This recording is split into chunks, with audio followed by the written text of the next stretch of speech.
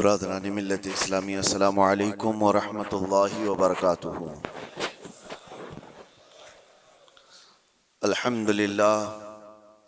अल्हम्दुलिल्लाहिल हन्नानिल mannan अल्लज़ी खलक़ल इंसान व अल्लमहुल बयान वस्सलातु वस्सलामु अला रसूलिही सय्यिदिल इंसी वल जान व अला आलिही व अस्हाबिही ज़विल खैरि वल इहसान, अम्मा बअद। फ़अऊज़ु बिल्लाहि मिनश शैतानिर रजीम, बिस्मिल्लाहिर रहमानिर रहीम। वला तुफ़सिदू फ़िल अर्ज़ि बअद इस्लाहिहा, सदक़ल्लाहु मौलानल अज़ीम। बारगाह रिसालत मुआब सल्लल्लाहु अलैहि वसल्लम में दुरूद पाक का हदिया पेश करें। अल्लाहुम्मा सल्लि अला सय्यिदिना मुहम्मदिन मअदनिल जूदि वल करम व आलिहि व अस्हाबिहिल किराम व इब्निहिल करीम व बारिक व सल्लिम सलातन दाइमतन सरमदन अबदा। अल्लाह अज़्ज़ा व जल कुरान पाक में फरमाता है, ज़मीन की इस्लाह किए जाने के बाद इसमें फसाद मत मचाओ। फसाद क्या है? इंसानों का जीना तंग कर देना, किसी भी एतबार से हो, हत्ता के रास्ते में कचरा डालना, ये भी एक फसाद है। लोगों के चलने फिरने के लिए तकलीफ दे चीज कोई रख देना, ये भी फसाद है जमीन पर। और अल्लाह तबारक व तआला इसको सख्ती के साथ मना फरमाता है कि जमीन में फसाद मचाने वाले अल्लाह को पसंद नहीं है। मुझे यहां बात यह अर्ज करनी है कि इस्लाम वो अजीम दीन है जो दुनिया से फितने और फसाद को खत्म करने के लिए आया। किसी की बालादस्ती, किसी की जबरदस्ती इस दीन पाक में नहीं है। आपको अंदाजा हो तो मैं बताऊं, ईरान के एक बादशाह के पास नबी पाक सल्लल्लाहु तआला अलैहि वसल्लम के एक सहाबी गए, सफीर बन करके गए थे। तो बादशाह ने पूछा कि कौन सा दीन तुम लोग लेकर के आए? तो सहाबी ने एक जुमले में यूं कहा था, वो दीन हमारे पास आया है जो इंसान को इंसानों की इबादत से हटाकर खालिक की इबादत में लेकर जाता है। इंसान को इंसान की बालादस्ती या उसकी तमाम तर महकूमियत से हटाकर अल्लाह अज़्ज़ा वजल की बारगाह में सरनिगू करता है। अब मामला यह है कि लोगों ने अपने अपने ख्यालात से इस्लाम की तस्वीर अपने दिमाग में बना ली है। हर कोई ये समझता है कि इस्लाम इस तरह से है, इस्लाम इस तरह से है। इसी वजह से कुछ ऐसे इंसिडेंट पेश आते हैं जो अपने राय से और अपने दिमाग से कुछ मुसलमान कर जाते हैं। एक बात याद रखें, वो इस्लाम नहीं हो सकता, किसी मुसलमान का काम हो सकता है। इस्लाम वही है जो रसूलुल्लाह सल्लल्लाहु तआला अलैहि वसल्लम से साबित हो और उनके सहाबा ने करके दिखाया हो, वही इस्लाम है। आज पूरी दुनिया जिस तरह से टारगेट पर रखी हुई है, ये मुसलमानों के कामों की वजह से, इस्लाम के तालीमात की वजह से नहीं। काश अगर वो इस्लाम की सच्चाइयों को पढ़े होते तो उन्हें अंदाजा होता कि इस्लाम ये है नहीं, लेकिन ये काम जो हो रहा है ये किसके थ्रू हो रहा है। जो जुल्म, जो फसाद, जो फितना पूरी दुनिया में मचाया जा रहा है, अगर वो किसी व्यक्ति के जरिए से है, किसी इंसान के जरिए से है, तो ये उसका अमल है, उसके दीन का नहीं, क्योंकि वो दीन का ठेकेदार नहीं है। अगर कोई मुसलमान शराब पीता है और उसमें मस्त होकर लोगों से लड़ता भिड़ता है, तो ये उसका अमल है, ये दीन का हिस्सा नहीं। अगर कोई ताश के पत्तों पर बैठा पूरी पूरी रात गुजारता है, तो ये उसकी बदकिरदारी है, उसके बद अखलाक है, इस्लाम का ये हिस्सा नहीं, इस्लाम ने उसे दिया ही नहीं है। कोई नौजवान आवारा बिगड़ा हुआ लड़कियों की तरफ गलत नजरें मारता है और पाकबाज खवातीन की जिंदगी के लिए वो दुश्वार बन गया है, तो वो शैतान है, वो इस्लामी हिस्सा नहीं है। इस्लाम की तालीमात में ये नहीं है। रब तबारक व तआला ने जो दीन हमें अता फरमाया रसूलुल्लाह सल्लल्लाहु अलैहि वसल्लम के जरिए से, वो इतना पाक है, इतना पाक है कि इस पूरी कायनात में इस्लाम आया ही है फितना और फसाद और हर बुराई को खत्म करने के लिए। क्या वजह है कि जिस दौर में इस्लाम की तबलीग और इशाअत हो रही है मक्का मुकर्रमा में, कौन से लोग थे हुजूर पाक सल्लल्लाहु अलैहि वसल्लम के मुखातब? वहां पर कौन लोग थे? वही लोग तो थे जो शराब नोशी में फख्र करते थे, जुआबाजी उनका शियार था, औरतों को बाजारों में लाकर नीलाम कर देते थे, बच्चियां पैदा हो तो गर्दन मरोड़ कर दफन कर देते थे। ये वही लोग तो थे उस वक्त। लेकिन नबी मोहतरम सल्लल्लाहु ताला अलैहि वसल्लम की तबलीग और इशाअत के बाद एक एक बुराई का खात्मा हुआ या नहीं, पूरी तारीख इसकी गवाह है। एक एक बुराई खत्म होती चली गई। जिस मक्का में पैदा होने वाली बच्ची का गला घोंट करके दफन कर दिया जाता था, उसी मक्का से मेरे आका ऐलान फरमा रहे हैं औरतों के हुकूक के मुताल्लिक कि औरत अगर तुम्हारी एक बेटी हो, उसकी परवरिश करके तुमने सही जगह उसको शादी करके दे दिया, तो हुजूर फरमाते मेरी शफाअत उस पर वाजिब है, मैं उसे जन्नत में ले जाने की जमानत देता हूं। बेटी का हक ये बताया उसी मक्का मुकर्रमा में जहां लोग अपनी माँ और अपनी बहनों को बाजारों में नीलाम कर देते, मेरे आका सल्लल्लाहु अलैहि वसल्लम ने इस बुराई का खात्मा फरमाया। इरशाद क्या फरमाया कि अल जन्नतु तहत अक़दामिल उम्महात। तुम क्या समझते हो औरतें बाजारों की जीनत हैं? तुम्हारी अगर माँ है तो उसके कदमों में तुम्हारी जन्नत है, बहन है तो तुम्हारे हक में उसकी दुआएं कबूल है, बीवी है तो उसको एक लुकमा खिलाना सदक़े का सवाब है। औरतों के हुकूक बयान किए। जहां बच्चों पर जुल्म होता था, नबी मुहतशम सल्लल्लाहु ताला अलैहि वसल्लम ने उसको खत्म फरमाया। बूढ़ों के लिए, बेवाओं के लिए, बेवाओं को तो माशरे में रहने नहीं दिया जाता था, उनके लिए अलग बस्तियां हो जाती थी। शगुन अब शगुन ये भी हमारे इलाके में भी पाए जाते हैं सब चीजें। किसी औरत का शोहर मर जाए, सती की रस्म यहां पर भी हुआ करती थी, औरत को शोहर के साथ जला दिया जाता।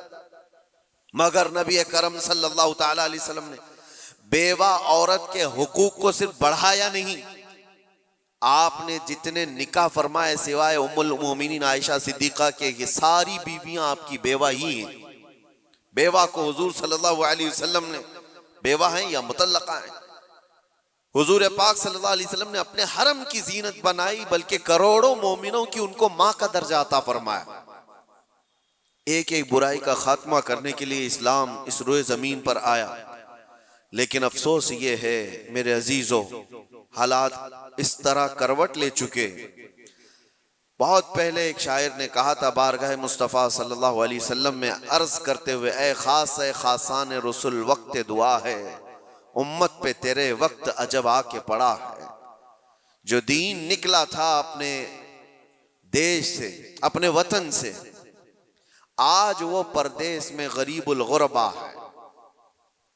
ये दीन बड़ी शान से निकला था अपने वतन से और हर किसी ने इसको गले लगा लिया था, और आज ये अपने ही लोगों के दरमियान अजनबी बन चुका है।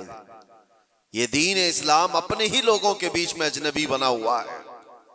तवज्जो चाहता हूं मेरे अजीजों, इस्लाम की इस अजीम छवि को, इस अजीम सूरत को मस्ख करने के लिए सिर्फ गैरों ने नहीं, जुब्बा टोपी पहनने वाले, दाढ़ी रखने वालों ने भी बदनाम करने में कसर नहीं छोड़ी है।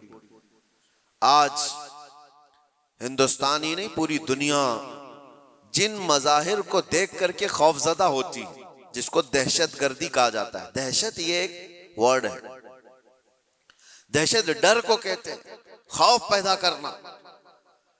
मतलब मैं अगर चंद बच्चों को सामने लेकर के तलवार दिखा दूं, आग लगा करके दिखा दूं, तो बच्चों के दिलों के अंदर खौफ आएगा। इसको कहते हैं डर पैदा करना, यही वर्ड है दहशतगर्दी। इसी को आतंकवादी कहा जाता है, आतंकवाद भी इसी को कहा गया कि डर पैदा करना लोगों के दिलों के अंदर। टेररिज्म उसको इंग्लिश में, कि लोगों को खौफ का माहौल बना करके रखना, कि डरते रहे लोग। क्या ये इस्लाम का हिस्सा है? लोगों के अंदर डर पैदा करना, खौफ पैदा करना। मैं तुम्हें बताता हूं, आम लोगों की बात तो छोड़ो, रब तबारक व तआला अपने हबीब सल्लल्लाहु तआला अलैहि वसल्लम को क्या फरमाता है? फदक्किर इन्नमा अंत मुदक्किर लस्ता अलैहिम बिमुसैतिर। ऐ रसूल, आप इनको सिर्फ वाज़ो नसीहत करें, आपको इसीलिए भेजा गया है। नबी पाक सल्लल्लाहु तआला अलैहि वसल्लम को रब तबारक व तआला ने यह फरमाया, फबिमा रहमतिन मिनल्लाहि लिंत लहुम वलो कुंत फज़्ज़न गलीज़ल क़ल्बि लनफ़ज़्ज़ू मिन हौलिक। ऐ रसूल, आपके दिल की नरमी है कि ये लोग आपके इर्द गिर्द हैं, अगर आप सख्त लहजा इस्तेमाल करेंगे तो ये सारे लोग दूर हो जाएंगे। किसके लिए अल्लाह फरमा रहा है? रसूलुल्लाह के लिए, कि सख्त लहजा इस्तेमाल ना करें। जुबान का सख्त लहजा इस्तेमाल करने को मना किया गया कि लोग बिखर जाएंगे। यहां पर जो दहशतगर्दी का लफ्ज इस्तेमाल है, पूरी दुनिया की डिक्शनरी में यह नया आया हुआ, और लोगों ने तो अब इस्लामोफोबिया नाम से एक नया वर्ड इजाद किया। इस्लामोफोबिया क्या है? इस्लाम के नाम से लोगों में हैबत तारी करना, दहशत तारी करना, डर तारी करना। अगर ये चंद जमातें मिलकर करती हैं बनाम मुसलमान, चाहे वो पाकिस्तान की रहने वाली हो, अफगानिस्तान की हो, सीरिया की हो, इराक की हो, कहीं की भी हो, लेकिन वो इस्लाम की ठेकेदार नहीं हो सकती, वो इस्लाम की जिम्मेदार नहीं है। उन्होंने अपने दिमागों से इस्लाम की सूरत बनाई होगी, डर पैदा करके। नबी पाक सल्लल्लाहु तआला अलैहि वसल्लम ने कभी तो तबलीग नहीं फरमाई। आओ आपको मैं बताऊं, एक जंग से वापसी के दौरान सहाबा भी सब थके हुए थे, एक जगह हुजूर भी आराम करने के लिए लेट गए, सहाबा भी लेट गए, सबकी आंखें लग गई हैं थकान की वजह से। और हुजूर पाक सल्लल्लाहु तआला अलैहि वसल्लम अपनी तलवार एक दरख्त के पास लटकाए हुए उस दरख्त के नीचे आराम फरमा रहे हैं। अचानक एक दुश्मन जमात का शख्स आया जो मुसलमान भी नहीं थे। वो आते ही देखा हुजूर पाक सल्लल्लाहु अलैहि वसल्लम को और देखा कि सब सोए हुए हैं, सीधे गया और हुजूर की तलवार ले ली, तलवार पकड़ ली, हुजूर की आंखें खुली। आपने देखा कि ये तलवार सोते हुए खड़ा है और वो शख्स क्या कह रहा है? मैं यमनउका मिन्नी, ए मोहम्मद बता मुझसे तुझे कौन बचाएगा। वो तलवार खींचे हुए हुजूर पाक सल्लल्लाहु अलैहि वसल्लम को सोने के वक्त में आकर के इस तरह से वो पूछ रहा है। हुजूर बेदार होकर के जब देखते हैं ये पूछ रहा है, आज मुझे तुझसे कौन बचा, मुझसे तुमको कौन बचाएगा? हुजूर ने सिर्फ एक लफ्ज कहा, अल्लाह, मुझे मेरा रब बचाएगा, अल्लाह बचाएगा। वो सामने वाले के जिस्म के अंदर पता नहीं कपकपी तारी हुई और अचानक तलवार उसके हाथ से गिर गई, तलवार उसके हाथ से गिर गई और हुजूर पाक सल्लल्लाहु तआला अलैहि वसल्लम ने वो तलवार अपने हाथ में ले ली। सोचो जरा, जो शख्स आपको मारने का पूरा प्लान कर चुका हो, अचानक वो फेल हो गया और आपको बढ़त मिल गई, तो फिर आप क्या करेंगे? आप क्या करेंगे? कोई कसर नहीं छोड़े। नबी पाक सल्लल्लाहु तआला अलैहि वसल्लम के हाथ में तलवार आई, आपने वही जुमला उससे पूछा, मैं यमनउका मिन्नी, बता तुझको कौन मुझसे बचाएगा, कौन बचाएगा? थोड़ी देर पहले यही जुमला तू मुझसे पूछ रहा था, तलवार अब मेरे हाथ में। और सहाबा भी जाग गए थे। वो शख्स सिर्फ इतना कहता है, अंत करीम बिन करीम, तुम शरीफ के बेटे शरीफ हो। बस मैंने इतना ही सुना है। हुजूर पाक सल्लल्लाहु अलैहि वसल्लम ने तलवार नीचे रख ली और कहा, जाओ मैंने तुम्हें आजाद किया और माफ कर दिया। सख्ती के साथ जो तलवार उठाया है, दुनिया का तो दस्तूर है, लड़ाई उसके साथ होती है जो आपसे लड़ने आया हो। अपने डिफेंस में आदमी लड़ता है, लेकिन यहां मेरे मुस्तफा सल्लल्लाहु अलैहि वसल्लम ने उसको दरगुजर किया जो आप पर तलवार उठाया हुआ था। चाहते तो डर सुनाते, टुकड़े करके उसकी कौम के पास भेजते और दहशत फैला दी जाती कि डरो कि जो भी इस तरफ आएगा उसकी हालत ये कर दी जाएगी। नागुज़ेर हालात जब पैदा हुए तब जंगें हुई हैं, बहुत ऐसी हालतें आ गई हैं कि जीना तंग कर दिया गया है, तब जंगें हुई हैं। वरना तो इस्लाम का दस्तूर ये है। मेरे आका सल्लल्लाहु अलैहि वसल्लम ने फरमाया, ला ततमन्नौ लिक़ा अदुविकुम, तुम दुश्मन से लड़ने और भिड़ने की तमन्ना भी मत करो। जंग की तमन्ना करना भी जायज नहीं। हुजूर पाक ने फरमाया, हाँ ऐसी सूरत पैदा हो गई तुम्हारे ऊपर, तब वो जंग के नागुज़ेर हालात में कहा गया, लेकिन आज जो हालात पेश आए हैं, आप अंदाजा कर सकते हैं। दहशत का लफ्ज हमारे साथ जो जोड़ा गया है, आतंक का लफ्ज या टेरर का लफ्ज जो जोड़ा गया है, चंद लोगों के अमाल हो सकते हैं, ये इस्लाम का हिस्सा नहीं हो सकता। जिस तरह से अभी हमारे मुल्क में दिल्ली में जो ब्लास्ट हुआ, किन लोगों ने किया? शुरुआती तहकीकात में जो नाम पेश किए जा रहे हैं मुसलमानों के नाम। कौन से मुसलमान हैं ये लोग? क्या चाहते थे और इससे हासिल किसका फायदा हुआ? मुझे कोई भी सेंस रखने वाला मुसलमान हो, कोई भी बताए। ये बात इसलिए मैं अर्ज कर रहा हूं कि आज बहुत सारे नौजवान जज्बाती हो गए और कुछ लोगों की वजह से, यानी कुफार और मुशरिकीन की तकालीफ की वजह से वो सोचते हैं ऐसे कदम उठा लेना चाहिए। मैं उनसे कहता हूं, एक बात याद रखना, एक्सट्रीमिज्म, शिद्दत पसंदी, दूसरी शिद्दत पसंदी को जन्म देती है। ऐसा नहीं कि तुम तशद्दुद करोगे तो सामने वाला तशद्दुद नहीं करेगा। तुम एक करोगे, सामने दो करने वाले होंगे। तुम दो करोगे, चार की शिद्दत और हो जाएगी। ये हल नहीं है दुनिया में। जिन नौजवानों ने ये रास्ता इख्तियार किया, अगर मेरी बात वो सुनते हैं तो तवज्जो चाहता हूं, किसका भला किया है? इन जमातों ने इस तरह के कत्ल और गारत से, इस तरह के ब्लास्ट से किसका भला किया है? उम्मत का, इस्लाम का, मुसलमानों का, मुल्क का, किसका? किसी का नहीं। ना हक रास्ते में चलने वालों की जानों को लेना। कुरान कहता है, मन कतल नफ्सन बिगैरि नफ्सिन औ फसादिन फिल अर्द फकअन्नमा कतल अन्नास जमीआ। जिसने ना हक एक जान को कत्ल किया है, उसने पूरी इंसानियत को कत्ल किया। छठे पारे में रब ताला फरमाता है, उसने पूरी दुनिया का कत्ल किया है। लोग क्या समझते हैं, ये ब्लास्ट कर लेना, किसी भी इलाके में जाकर के बारूद से उड़ा दिया जाना, इसको जिहाद से ताबीर करते हो?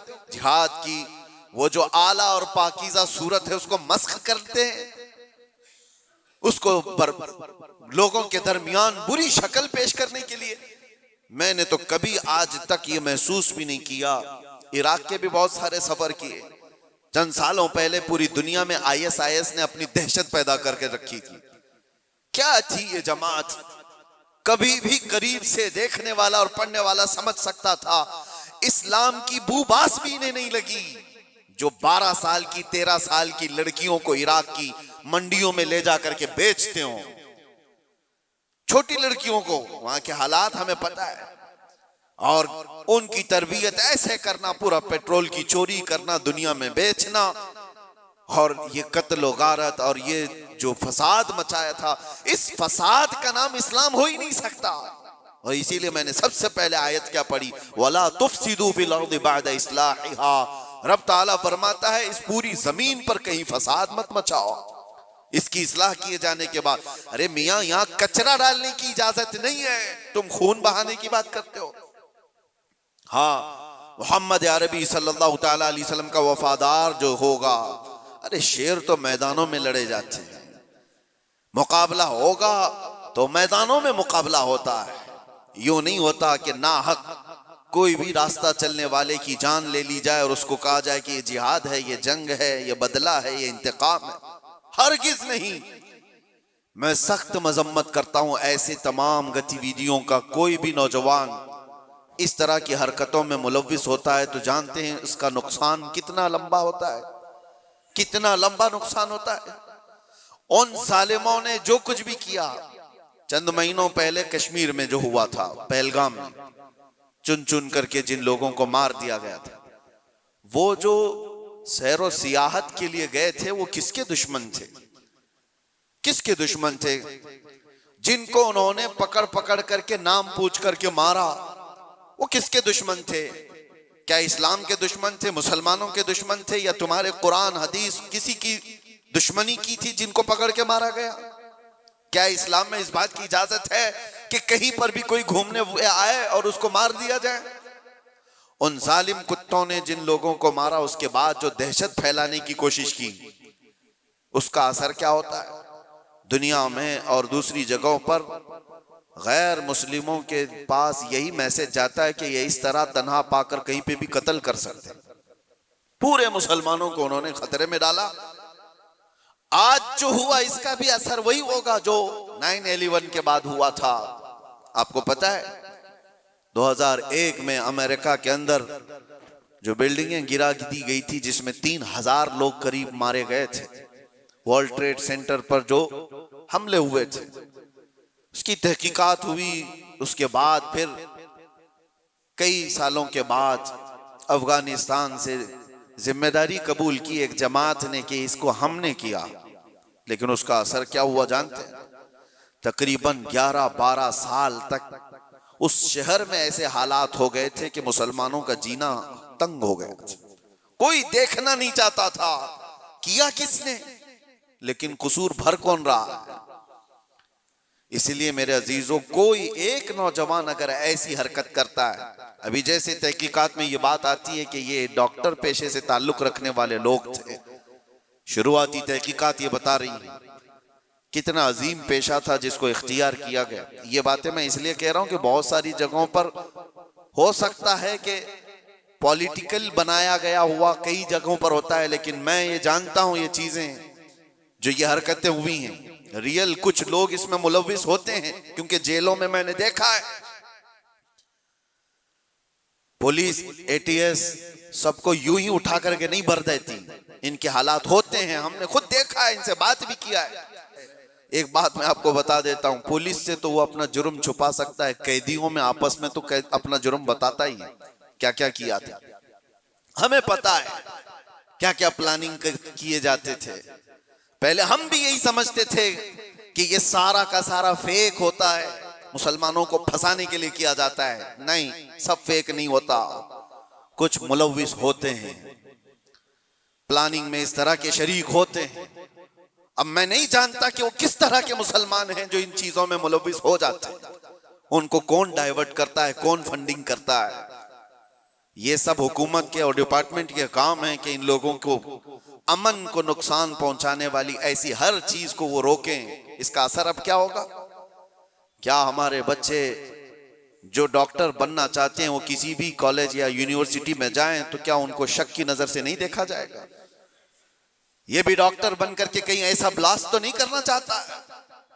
उन जालिम कुत्तों ने अपनी हरकतों से कितने बच्चों की जिंदगी को दांव पे लगाया है, और फायदा किसका किया है? किसका फायदा किया? मैं महसूस करता हूं मेरे अजीजों, ये अगर इस्लाम का नाम लेकर के या बदला लेने की बात करके इस तरह की हरकत करते हैं तो आपको अंदाजा है कल अगर उस इलाके में मैं होता या आप भी होते तो भी उड़ गए होते ना, मर गए होते हैं। उन्होंने किसी को नहीं देखा है कि चलने वाला कौन है, क्या है। क्या यही इस्लामी जंगों का निजाम है? क्या ये रसूलुल्लाह सल्लल्लाहु तआला अलैहि वसल्लम की तालीमात का कोई एक हिस्सा है? सुनो, मेरे आका सल्लल्लाहु तआला अलैहि वसल्लम प्रॉपर जंग में भी जब भेजते थे तब भी सहाबा को फरमाते थे, रास्ता चलते हुए कोई बैठा हुआ आदमी हो तो उसकी तरफ तलवार नहीं उठाना। मेरे आका सल्लल्लाहु अलैहि वसल्लम, ये तो जंग की हालत भी नहीं है अभी हमारी, कहीं जंग की हालत में है हम लोग? जंग की हालत में नहीं, प्रॉपर जंग जहां हो रही होती वहां के लिए भी मेरे आका फरमाते कि वहां के बूढ़ों के साथ कोई बदतमीजी ना हो, औरतों के साथ लड़ाई ना हो, हामिला औरत है तो उसको छुआ ना जाए, उनको कैदी नहीं बनाया जाए। और ये तो छोड़े, नबी पाक सल्लल्लाहु अलैहि वसल्लम अपने सहाबा को जब भेजते तो ये भी तालीम देते कि जिस इलाके में जा रहे हो उनकी जो भी इबादत गाह है, इबादत गाह को तोड़ फोड़ नहीं करोगे, वहां के दरख्तों के पत्ते नहीं उखाड़ोगे, जो तुमको मारने की कोशिश किया उसके साथ तुम्हारी लड़ाई होगी। ये निजाम था। और यहां बैठे बैठे किसी को उड़ा देना, इस्लाम से कोई, मेरी इन बातों को कुछ लोगों तक मुझे पता है पहुंचती होंगी और वो शिद्दत पसंदी में कहते हैं कि शायद ये भी यहाँ की मसलहत पसंदी और हिकमत पसंदी के एतबार से बात कर रहे होंगे। हमको ये सारी मसलहत पसंदी की जरूरत भी नहीं, हम किसी की जी हुजूरी करने के लिए बात नहीं कर रहे हैं, हम बात इसलिए कर रहे हैं कि मेरे दीन पर जब कभी धब्बा लगने की सूरत आए तो हम चीख करके बोलेंगे, चाहे वो हमारे अंदर मौजूद कोई मुनाफिक हो उसको भी पकड़ करके हम बेनकाब करेंगे कि इसका ताल्लुक मेरे मुस्तफा की जात से हो ही नहीं सकता। इसलिए हमें बोलना जरूरी है, चाहे वो इस्लामी नाम से कोई मुल्क भी हो, पाकिस्तान, अफगानिस्तान, इराक, शाम, कहीं पर भी पनपने वाले, हम सबसे पहले टटोल करके देखेंगे। तुम्हारे चेहरे को देखकर, तुम्हारी दाढ़ी को देखकर, तुम्हारे जुब्बे कुब्बे को देखकर, तुम्हारे निजाम हुकूमत को देखकर हम ये नहीं समझ लेंगे कि ये खलीफा आ गया है, ये इस्लाम का बोलबाला आ गया है। सबसे पहले हम टटोल करके देखेंगे कि इसकी सीरत सिद्दीक अकबर से मिलती है या नहीं, फारूक आजम से मिलती है या नहीं, उस्मान और अली से मिलती है या नहीं, इसकी तालीमात में मेरे मुस्तफा का इश्क झलकता है या नहीं। अगर नहीं झलकता, हम अपनी ठोकर पर उसको रखते हैं, चाहे वो कितनी ऊंची पगड़ी पहनता हो। हाँ, अगर मेरे मुस्तफा का वफादार है तो किसान का बच्चा भी हो तो हमारे सर का ताज। मेरे अजीजों, बस मैं ये बात इसलिए अर्ज कर रहा हूं कि लोगों ने जो शक्ल बिगाड़ने के लिए कोशिशें की हैं, आप सबकी भी जिम्मेदारी है। आप जानते हो, मैंने कैद की हालत में देखा था कुछ वो लोग जो सिर्फ और सिर्फ सोशल मीडिया पर ऐसे एक्टिव थे कि उनको सारी खबरें मालूम थी, कहां क्या क्या हो रहा है। मतलब दूसरे मुल्कों में जो ये टेरर एक्टिविटीज हो रही हैं, सारी चीजें, और वो बंद भी हैं, कैद भी हैं, बहुत सारे ऐसी सारी चीजें मैंने देखा। तो इन चीजों में तुम्हें किसने हुक्म दिया है? अल्लाह ने, रसूलुल्लाह ने, कि तुम ये सारी चीजें करते रहो। नौजवानों, सोशल मीडिया तुम्हारे हाथ में है तो इसका इस्तेमाल भी सही अंदाज से करो, सही तरीकों से करो। जबरदस्ती ऐसे स्टेटस लगाना जो किसी दूसरे के अंदर दहशत पैदा करे, डर का माहौल पैदा करे, हराम है। एक स्टेटस की बात कर रहा हूं। तुम अगर अपनी जात से लोगों को डराते हो तो ये हराम काम कर रहे हो। वजह यह है कि लोग सिर्फ और सिर्फ तुमसे नहीं डरेंगे, पूरे इस्लाम से वो डरने लग जाएंगे, वो मोहम्मद अरबी सल्लल्लाहु तआला अलैहि वसल्लम की तालीमात से डरने लग जाएंगे। माहौल तो ये पैदा करो कि लोगों ने प्रोपेगेंडा फैलाया था मदीने में, कुफार और मुशरिकीन ने, कि मुसलमान ऐसे होते हैं, वैसे होते हैं। एक औरत आई अबू बकर सिद्दीक रज़ियल्लाहु तआला अन्हु के पास, यहूदी औरत, कहा मुझे बहुत डर लगता है। डर किसने पैदा किया था? मुसलमानों ने नहीं, कुफार और मुशरिकीन ने प्रोपेगेंडा फैलाया था। यहूदी और डर के मारे आई सिद्दीक अकबर के पास, कहती है मुझे मदीने में नहीं रहना, यमन जाना है मेरे रिश्तेदारों के पास, मुझे अमन के साथ भेज दिया जाए। हजरत अबू बकर सिद्दीक ने एक ऊंटनी मंगवाई, 2 जवान सहाबा को बुलाया और कहा इस खातून को सही सलामत यमन तक पहुंचा के आओ। औरत बैठ गई, वो सोचती रही ये 2 नौजवानों को मेरे साथ कर दिया गया, पता नहीं रास्ते में ये क्या कर डाले। अल्लाहु अकबर, तारीख बताती है वो 2 नौजवान सहाबी चलते रहे, वो खातून बैठी रही। जब जब कोई चौकी आती लोग पूछते कौन है, कहां से है, क्या है, वो नौजवान सिर्फ इतना ही कहते सिद्दीक अकबर की मेहमान है, यमन जा रहे हैं और हम सफीर हैं और इनकी हिफाजत के लिए चल रहे हैं। पूरे यमन तक का रास्ता तय हो गया। वो खातून कहती एक नौजवान भी मेरी तरफ निगाह उठाकर नहीं देखा।